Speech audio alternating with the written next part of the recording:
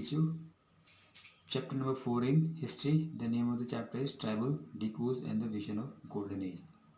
In 1895, a man, Birsa, was seen roaming the forest and village of Chota Nagpur Plateau in Jharkhand. People said he had miraculous powers, he could cure all diseases and multiply grains. 1895 में लोगों ने बिरसा को झारखंड छोटा नागपुर प्लेटो के जंगलों में घूमता हुआ देखा। लोगों का कहना था कि उसके पास चमत्कारी पावर्स थी, वो किसी भी डिजीज़ को क्योर कर लेता था और ग्रेन्स को मल्टीप्लाई कर लेता था। इसके अलावा हजारों लोग उसके फॉलोअर्स बन गए। Birsa was born in family of Mundas, a tribal group that lived in छोटा नागपुर। तो ये मुंडा फैमिली को बिलोंग करता था और वहीं उसका जन्म हुआ और ये छोटा नागपुर प्लेटफॉर्म में रहते थे। लेकिन इसके जो फॉलोअर्स थे वो other tribals also became his followers. Now most tribes had customs and rituals that were very different from those lead down bye ब्राह्मण। तो ज़्यादा जो ट्राइबल्स लोग थे, आदिवासी जिस थे, इनके जो कस्टम्स एंड रिचुअल्स थे, रस्म रिवाज थे, वो जो main stream caste system society है उससे अलग थे, जिनमें कोई कास्ट डिस्टिंक्शन नहीं थे, इनमें कोई डिस्क्रिमिनेशन नहीं होता था। It was an equal based society. Now we move to next page. How did tribal groups lived?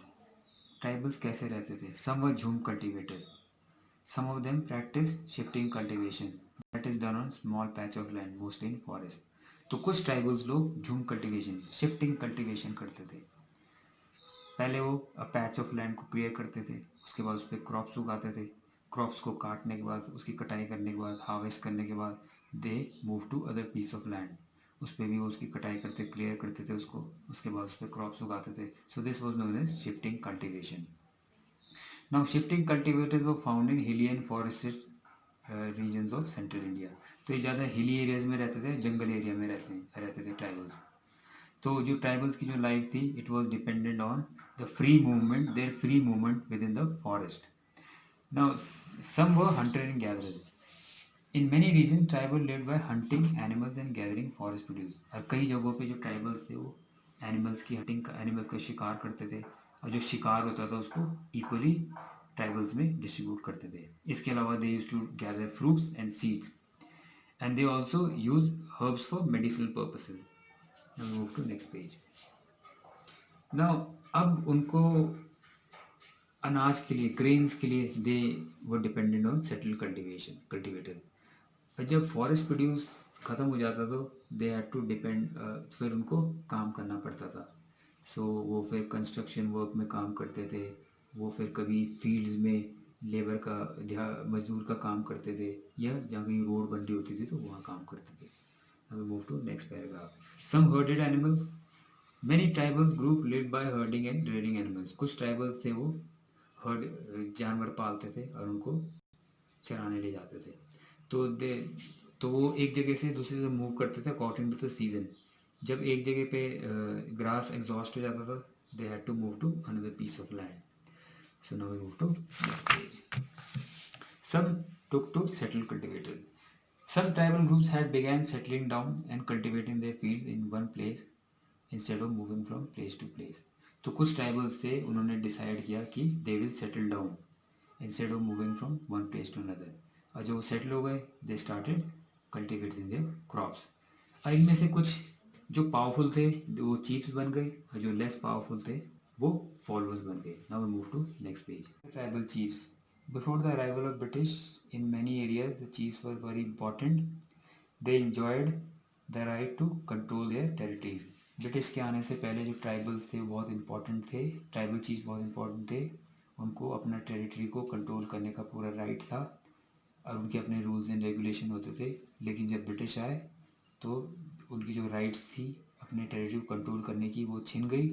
Now they had to follow the rules laid down by the British.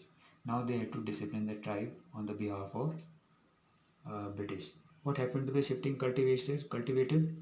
British were never comfortable with groups who move about and did not have a fixed home. तो British उनसे कभी comfortable नहीं रहते थे, जो जिनका fix घर नहीं होता था, जो एक जगह से दूसरी जगह मूव करते थे. So they wanted tribals to settle down and become cultivators. तो चाहते थे कि जो ट्राइबल्स हैं मूव करने के बजाय वो एक जगह सेटल हो जाएं, सेटल कल्टिवेशन करें. So settle cultivators are easy to control.